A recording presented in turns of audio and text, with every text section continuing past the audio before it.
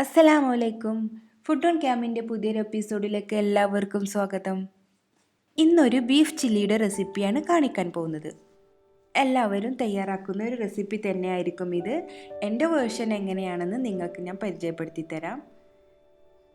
ഇതിനു വേണ്ടി കുറച്ച് ബീഫ് ഇവിടെ ഇതുപോലെ നീളത്തിൽ മുറിച്ച് വെച്ചിട്ടുണ്ട്. ഇത് നല്ല പോലെ വാഷ് ചെയ്ത് വെച്ചിട്ടുള്ളതാണ്. ഇത് നമുക്കൊരു കുക്കറിലോട്ട് ഇട്ട് കൊടുക്കാം. ഇതിലോട്ട് 1 ടേബിൾ സ്പൂൺ ഇഞ്ചി വെളുത്തുള്ളി പേസ്റ്റ്, അതുപോലെ തന്നെ 1/4 ടീസ്പൂൺ ടർമറിക് പൗഡർ, ആവശ്യത്തിനുള്ള ഉപ്പും കുറച്ച് വെള്ളവും ചേർത്ത് ഇത് ബീഫ് ഒന്ന് 1/4 വേവാവുന്നത് വരെ നമുക്ക് ഒന്ന് വേവിച്ചെടുക്കണം. അധികം വെന്തുടഞ്ഞു പോകാൻ പാടില്ല. ഒരു 75-80% വെന്താൽ മതിയാവും.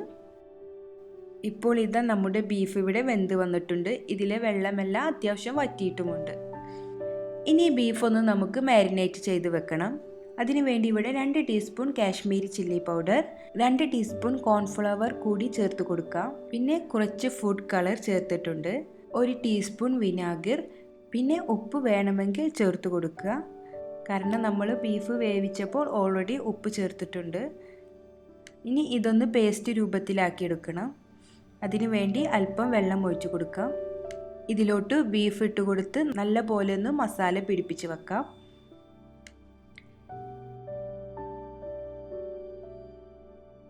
ഇതൊരു അരമണിക്കൂർ നമുക്ക് മാറ്റി വെക്കാം.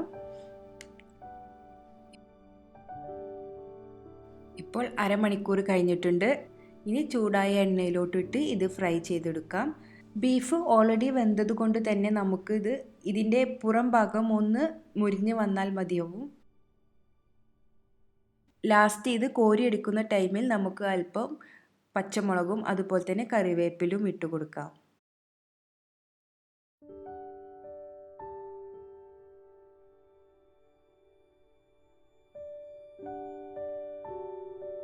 ഇപ്പോൾ ബീഫ് ചില്ലി ഇവിടെ റെഡി ആയിട്ടുണ്ട്.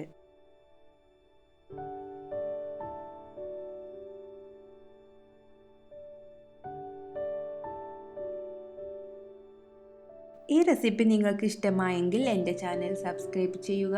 വീണ്ടും പുതിയ റെസിപ്പിയുമായി വരാം. ഇൻഷാ അല്ലാഹ്. അസ്സലാമു അലൈക്കും.